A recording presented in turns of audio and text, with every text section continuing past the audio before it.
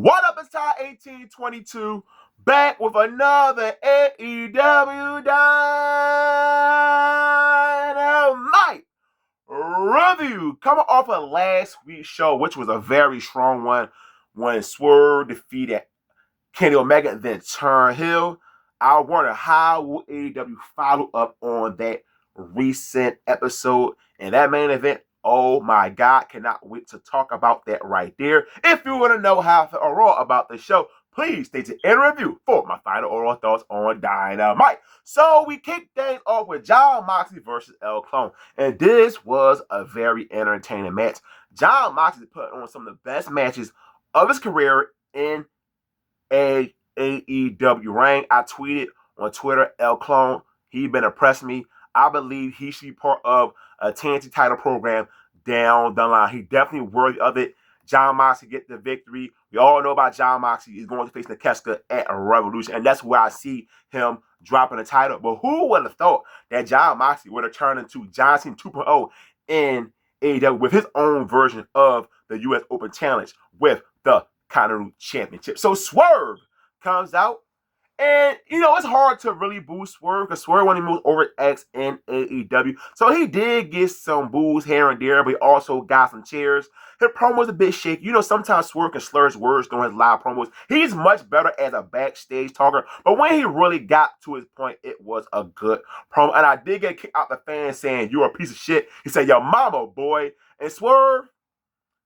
as this heel, I am so happy to see him back in this form because Swerve is a much better heel, but he also a good babyface. But I'm really looking forward to what they're going to do with Swerve in this heel role. I love that he went back on what he told Hangman about did he regret the own things he did, and now Swerve looking back like, you know what?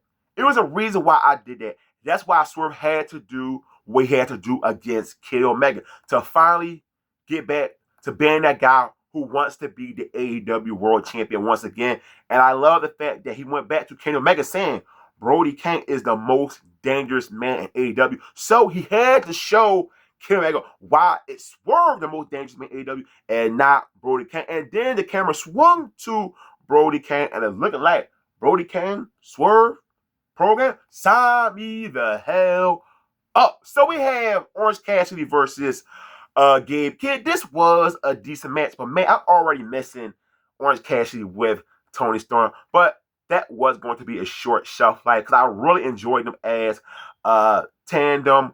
Gabe Kidd get the victory by raking Orange Cassidy in the eyes with the ref distraction. Darby Allin comes out after Conor Clark interferes. So this is going to be a tag team match, most likely at AEW Revolution. But putting Orange Cassidy and Darby Allin feud, that definitely is going to help Orange Cassidy out. Because really, Orange Cassidy been kind of lost in AEW since he returned back from his injury. Kevin Knight versus Manzor. And I'm so happy that Tony Khan is showcasing Kevin Knight. Kevin Knight has a bright future in AEW. He gets the victory. Also, he got a post-match promo, which I love because he don't really talk often inside a ring.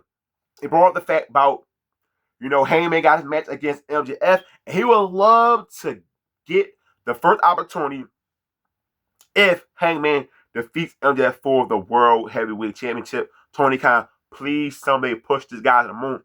I definitely see Kevin Knight being a future AEW World Heavyweight Champion. So we finally get the segment we've all been waiting for, MJF and Hangman Page. What will be the match at Revolution? So MJF tried to do some dirty work, and he wanted a one-way type of no disqualification match that he can do whatever, but if Hangman do anything like get a weapon, he will be disqualified. So MJF was there to flip a coin, and MJF got his stipulation, but it was all a ruse. The coin was bullshit. So it's official. Hangman Page, MJF, Texas Death. If MJF defeats Hangman Page, Hangman will never get another opportunity to become the World Heavyweight Champion. So the stakes are really high with this main event at Revolution, and I cannot wait. So the Women's Tag Team Championship match, a rematch Banzerman versus Mega Bang. Did anybody notice before the show kicked off, they was doing the backstage interviews, and once Mega Bang and Penelope Ford got done with their promo, and it took a while for the camera to cut through the video package of Dynamite, and you hear the guy in the background say "cut." Hilarious when they have some professional wrestling sometimes. But talk about a huge blow. During the moonsault, Willow Nightingale and my baby Harley Cameron, they forgot to catch Penelope Ford. And I wonder why it led to a no disqualification, because I was confused, because they did mention on commentary that Penelope Ford was not involved, so Lena Croft felt the need to just end the match because she don't want Mega Bang to be getting beat down 2-on-1. So I was so confused, like, why the hell would Tony Khan book this type of finish? Or are you just waiting to get to Revolution instead? And to find out, she was injured, man.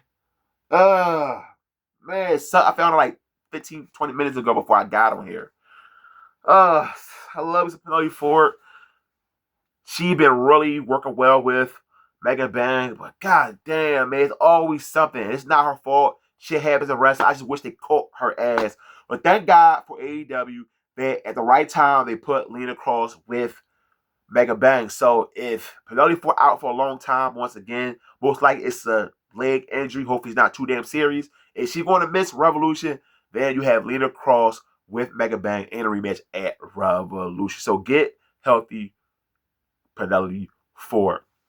Mark Davis versus Brody King. This is the meat match, and once again, you got the fuck Ice Chance. Great job by the network for not bleeping none of that stuff out and just show you what the difference between AEW and the WWE. Because in AEW, they would not go for that right there. Brody King take care of business in this match. And Brody King calls out Swerve for a match at Revolution. They show Swerve backstage, and we all know this match is going to take place. And I'm really looking forward to it because I was praying that Tony Khan does not mess up with Brody King. We know how Tony Khan is. He give you the pushes, then he stop. But now it's looking like he's going to continue with Brody King. And also, Bandito got a microphone and said he won a fight, and Andrade came out. Andrade, Bandito signed me up for that match also at Revolution. And I wonder, will it be for the ROH Heavyweight Championship? I believe so. It makes total sense. Why just do a regular match? Do a regular match. Just do the shit on Dynamite. So, the Mile High Brawl. The Man, FTR, Young Bucks, Jack Perry, and the Rascals. This basically was Anarchy Arena on free TV without paying the $50. Durant's Express music was playing for about 5 minutes. It was so goddamn fun. The man and tried to not waste any time. Did not wait for the rest of the Bayface team to get out there. You had all the weapon spots, tables, trash cans, ladders, a vacuum cleaner, fire extinguisher, and I never seen a double Spanish fly through a table by the Rascals on Ricochet. This was so goddamn fun.